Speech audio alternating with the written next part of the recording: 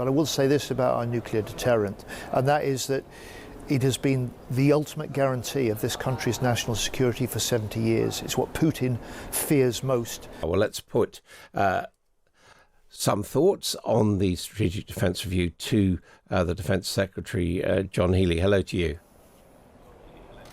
Good morning. This is about making Britain safer, isn't it? Does that mean you don't feel that we're safe at the moment? It's making our armed forces stronger, it's making Britain safer in the face of the rising threats that we face. And it's the SDR's a plan for change for defence, if you like, to meet those threats, to step up on European security and to learn the lessons from Ukraine. And we do that by combining the power of AI, autonomy, drones, if you like, the innovation and new technology with the hard metal of artillery, tanks and planes.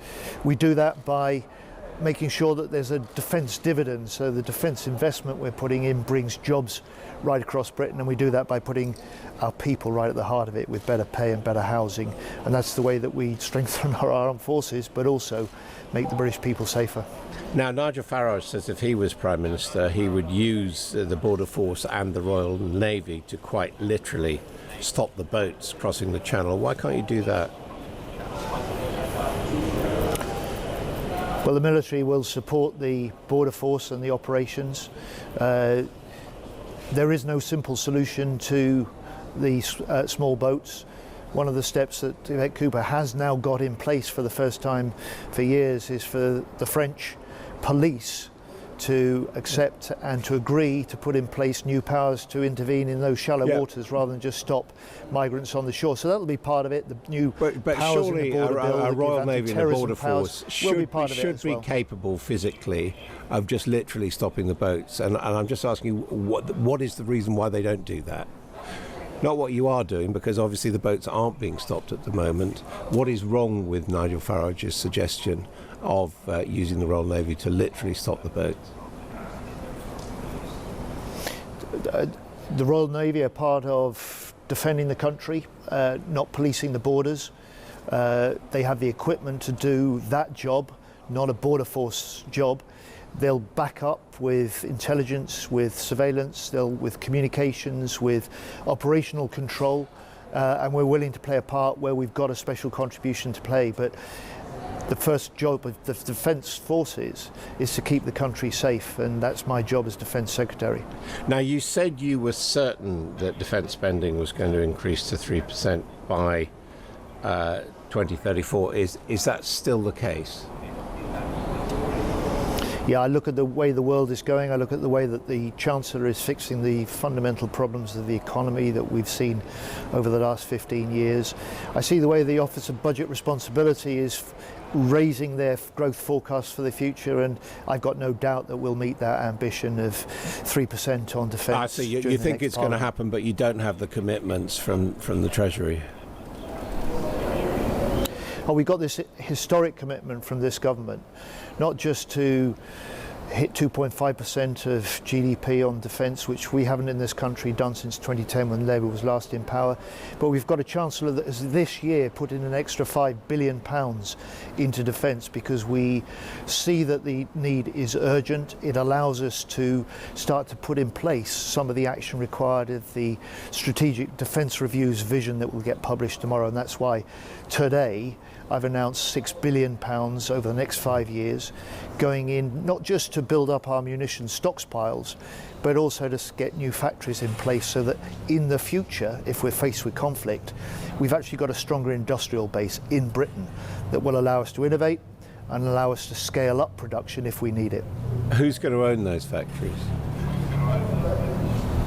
Those factories will be factories owned and invested in alongside the UK government and taxpayer by private industry.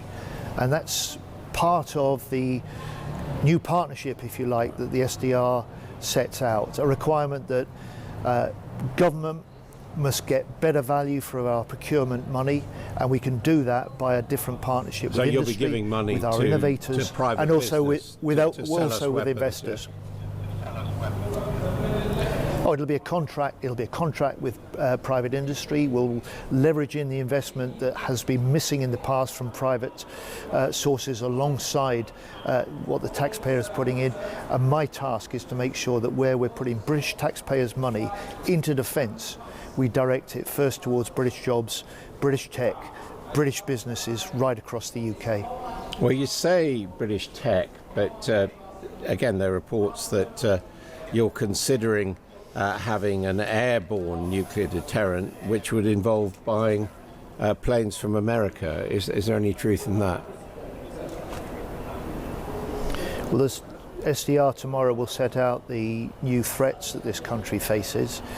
My job and the government's first duty, in fact, is to keep this country safe.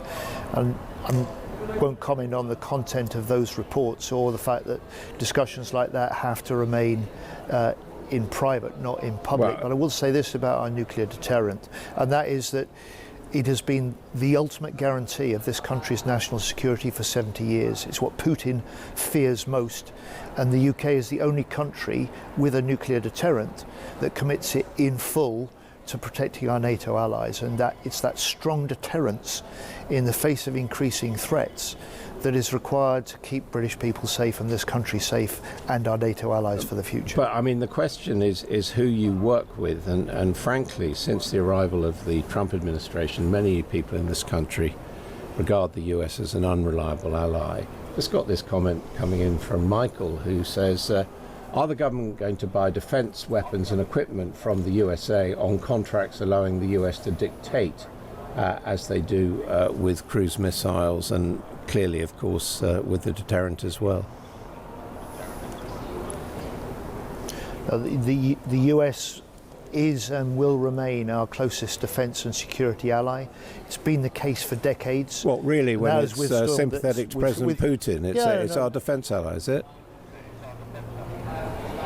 Oh, the US is, but we do things with the US on defence and intelligence that no other nations can or do. We train together, we fight together, we prepare and plan together, and this is a deep relationship that has lasted decades, and it's withstood the ups and downs of the political cycle on both sides of the Atlantic. I speak with my counterpart Pete Hegseth a lot. We see eye to eye on many things, and when the US and President Trump challenge us and other European nations to step up on European security, it does not mean them stepping away. So you don't think They've there's a change? You see, the problem is a lot of people in this country, and indeed around the world, would see Pete Hegseth, a former weekend presenter on Fox News, as frankly a bit of a clown, and this sort of boasting about having a close friendship with him worries people rather than comforts them. Oh, look, this is a smart man with a military background and a very clear idea of the way that he needs to change defence in America, just like I need to reform defence in this UK, and how we together as two nations with a uniquely close defence and security relationship can develop that for the future. Okay. But what they are saying to the UK and other European nations, you need to do more of the heavy lifting on European security, and we are, on Ukraine, and we are, on NATO, and we are, and we will. Hegseth says he doesn't want it, but he thinks it's quite likely that there'll be a Chinese attack on Taiwan soon. In those circumstances, what would be the UK's role?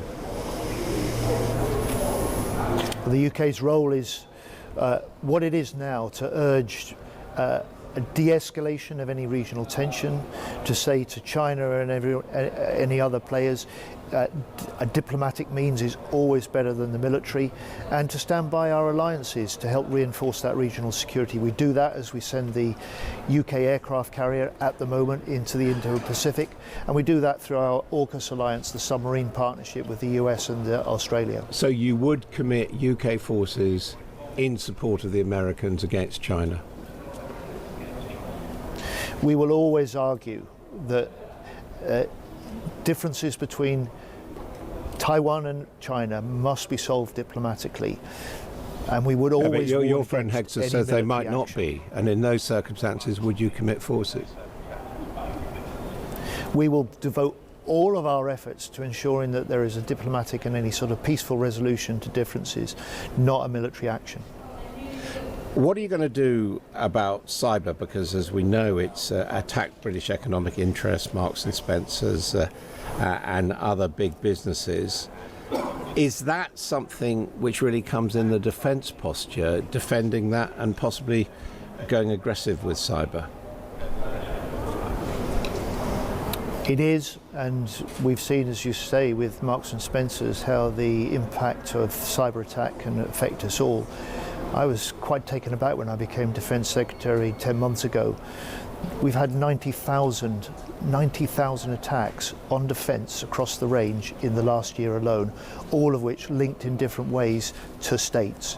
This is a level of multiple attacks which require us to do more, and that's why a couple of days ago I made the commitment that we would invest now £1 billion in making our armed forces go digital so that they're at the leading edge of innovation and have an edge on the battlefield. And we've also set up a cyber command which will allow us to better marshal our defensive cyber and our offensive cyber so that we can deter that sort of aggression more effectively in the future. You also talking about a greater civilian and reserve involvement in Britain's defences. I mean, people have parodied that as Dad's Army. What do you have in mind? I mean, do you have in mind, you know, would people who are good on cyber, good on computers, actually have to sort of join up the military, or would they be co-opted in any case? Well, the Strategic Defence Review tomorrow will set out more detail, but I've already brought in a direct route of recruitment. So for those with cyber talent and an interest, they can join our cyber force direct without having to join the Army and go through the basics of the Army, RAF or Navy training first. We need the best of that sort of talent in our forces to help with our cyber defence and our offence. But the strategic review tomorrow will set out not just how we strengthen our armed forces, but how we make sure that we use the money in defence investment that we've diverted out of overseas development directly into fund our defence increase, brings the benefit of a stronger British industrial base, and it brings jobs and skills and new businesses to every part of the UK. Now, just finally, you've talked about just then about the advantage in terms of employment and the economy that extra defence spending could build. We've also talked about the alliance with the Americans. What about with the Europeans? There's going to be massive defence spending by the Europeans, the European Defence Fund. How much access are British arms manufacturers going to get to that? Is it open-ended, or has it been capped? Yeah, look, we're a government, when we were elected, that said we'd reset relations with key European allies, and I negotiated a deep defence agreement with Germany back in October, the Trinity House Agreement, and we've recently got in place a security and defence partnership agreement with the European Union that could open up access to some of the pan-European funding and loan schemes. But the reality for us all is that some of the most important weaponry we have now was developed by our countries together, by our industries together, and some of the big challenges we face in the future we can only meet by working together as well. So what's the level of British access?